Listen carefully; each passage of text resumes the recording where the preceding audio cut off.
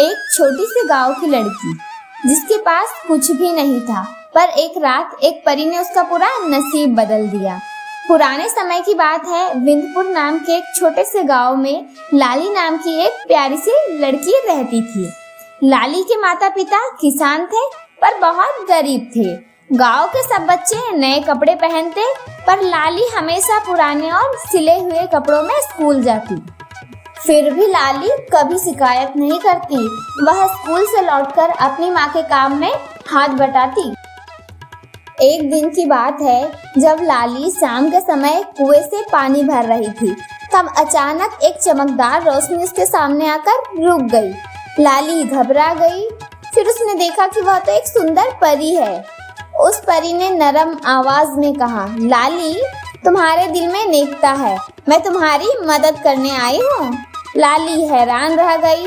परी जी, मैं कैसे मदद लायक हो सकती हूँ? परी मुस्कुराई।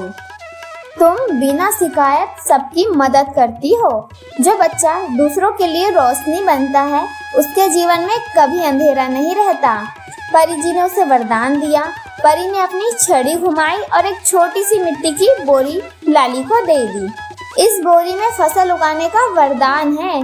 जहाँ भी तुम इस मिट्टी को छिड़कोगी, फसल दुगनी हो जाएंगी। लाली ने धन्यवाद किया और घर लौट गई। अगली सुबह लाली ने जादू वाली मिट्टी अपने खेत में छिड़क दी। कुछ ही दिनों में फसल इतनी अच्छी होगी कि पूरा गांव देखकर हैरान रह गया। लाली के पिता का सारा कर्जा उतर गया।